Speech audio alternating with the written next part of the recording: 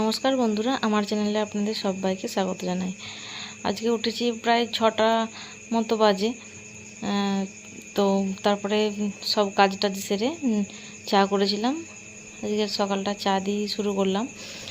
এখন বাজে 9:30। তো আমি রান্না বসিয়ে দিয়েছি, ভাত বসিয়ে দিয়েছি, চালও তুলে দিয়েছি। আর এখন দিয়ে দেবো এই করলাটা ভালো করে ধুয়ে নিয়েছি, নিয়ে ভাতের মধ্যে সেদ্ধ হওয়ার জন্য দিয়ে দিলাম। আলাদা করে আর সেদ্ধ করিনি, ভাতের মধ্যেই দিয়ে দিলাম। তো এখন ভাতের হাঁড়ির ঢাকনাটা দিয়ে দেব। আর এই যে দেখুন 20-30 মিনিটের মতো লাগে ভাতটা হওয়ার জন্য। তো ভাত ফুটছে, আর এদিকে সবজি কেটে নিয়েছিলাম, হোঁপা আর আলু। এখানে রসুন কুচি দিয়ে দিলাম। প্রথমে তেল গরম হয়ে গেছে, রসুন কুচি দিয়ে দিলাম। রসুনটা একটু ভালোভাবে ভাজা হয়ে গেলে তারপরে দিয়ে দেব পেঁয়াজ কুচি। বেশি লাল লাল করে ভাজার দরকার হবে না, হালকা মতো একটু ভেজে নিয়ে এরপর সবজিগুলো দিয়ে দেব।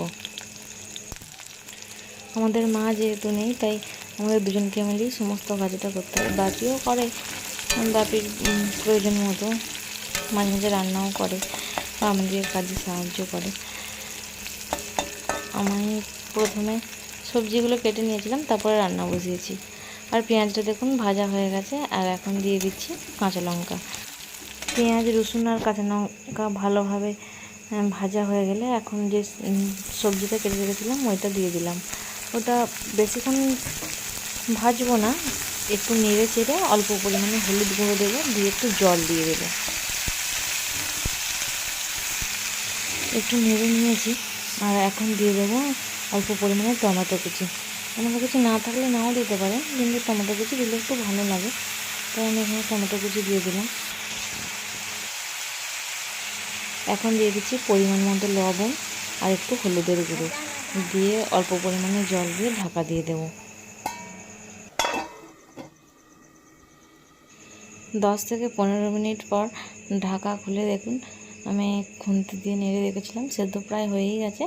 এখন দিয়ে দিলাম অল্প একটু ভাজা জিরের গুঁড়ো। তো ভাজা জিরের গুঁড়ো দিয়ে একটু নেড়ে নিয়েছিলাম, তারপরে দিয়ে দিলাম ওপর থেকে একটু পোস্ত দানা ছড়িয়ে দিলে খেতে খুব সুন্দর হয়, তাই একটু পোস্ত দানা দিয়েছি, দিয়ে ভালোভাবে নেড়ে নিয়েছি। এটা 1 মিনিট নেড়ে নামিয়ে নিলেই তৈরি হয়ে যাবে হোঁপা আলু দিয়ে একটা নতুন রান্না।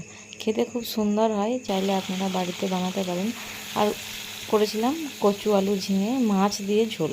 তো এটা প্রথমে ভেজে নিয়েছিলাম, আর মশলা কষানোটা দেখানো হয়নি। মাছের ঝোল মশলা কষিয়ে মাছগুলো দিয়ে দিয়েছি এখন, আর ঝোলটা পুরো ফুটছে।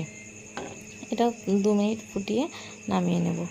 আর বিকালে বানিয়েছিলাম অল্প একটু সাবুর পায়েস, কারণ ছোটো ছোটো ভাই বোনেরা আমাদের বাড়িতে সব সময় আসে। মা নেই বলে ওরা সব সময় আসে, ওদিকে কিছু দিলে একটু ভালো লাগে, কিছু একটা বানিয়ে দিলে ভালো লাগে, বা আমরাও খাবো, সেই হিসেবে একটু সাবুর পায়েস বানিয়েছিলাম। তো প্রথমে 1 চামচ সাবু নিয়েছি, আর 1 চামচ মতনই জল দিয়ে কিছুক্ষণ সাবুটা 10 থেকে 15 মিনিট ভিজিয়ে রাখলেই হবে। তো এটা 10 থেকে 15 মিনিট ভিজিয়ে রাখবো। আর এদিকে কড়াই বসিয়ে দিয়েছি, দিয়ে একটু গরম জল করে নিলাম, যাতে পাউডার দুধটা একটু গুলে নেওয়া যায়। জলটা গরম হয়ে গেছে। আর এই গ্লাসে দুধ নিয়েছি, প্রায় 100 গ্রামের মতো হবে, হাত ছোঁয়া গরম জল যেটাকে বলে, ওটা দিয়ে ভালোভাবে গুলে নেব। এইদিকে পাউডার দুধটা গুলে নিয়েছি, আর ওইদিকে কড়াতে বসিয়েছি অল্প পরিমাণে লিকুইড দুধ, 300 গ্রাম মতো হবে। দুধটা একটু ফুটলে যে সাবুটা ভিজিয়ে রেখেছিলাম ওইটা ছেঁকে নিয়ে এখন কড়াইয়ের মধ্যে দিয়ে দিলাম। বেশিক্ষণ হতে লাগে না, এটা 10 থেকে 15 মিনিটের মতো লাগে। তো এটা দিয়ে দিলাম, ওটা একটু ফুটুক, যাতে ধরে না যায়, আমি সেই জন্য একটা চামচ দিয়ে অনবরত নাড়তে থাকবো। চামচ দিয়ে আপনাদের দেখানোর চেষ্টা করলাম যে সাবুদানাটা কতটা পরিমাণ সেদ্ধ হয়েছে। আর এখন দিয়ে দিলাম অল্প পরিমাণে চিনি, কারণ দুধের পরিমাণটা অনেকটা ছিল, যে পাউডার দুধটা মিষ্টি আছে, বেশি মিষ্টি দেবো না, সেই জন্য অল্প পরিমাণে চিনি দিয়েছি। আর পাউডার দুধটা এখন দিয়ে দিয়েছি, আপনাদেরকে দেখানো হয়নি, ভুলে গেছিলাম ওই স্কিপটা তুলতে। যাই হোক, কিছুক্ষণ ঠান্ডা হওয়ার জন্য রেখেছিলাম, তো ঠান্ডা হয়ে গেছে এখন। ভাই বোনেরা এখানেই আছে। তো কাগজের প্লেট নিয়েছিলাম, তো তাতে অল্প পরিমাণে তুলে পরিমাণ মতো যতটা পরিমাণ দিতে চায় আর কি নিয়েছি, নিয়ে ভাই বোনেদের দিয়ে দিলাম। ওরা খুব আনন্দ ভরে খেয়েছিল, আর ভালো লেগেছিলো ওদের খুব। সাবুর পায়েসে বেশি কিছু দিইনি, দুধ আর সাবু দিয়েই করেছিলাম, কিশমিশ কাজু ছিল, দিইনি, আর ভালো লাগে না অতটা দিয়ে। চলুন ভিডিওটা এখানেই শেষ করছি। আপনারা সবাই ভালো থাকবেন। ভিডিও কেমন লেগেছে তা অবশ্যই কমেন্টে জানাবেন। ভালো লাগলে একটা লাইক করে দেবেন। আর এখানে বাপিকে দিয়ে দিয়েছিলাম, আর একটা বোন হাই বলছিল। সবাইকে টাটা।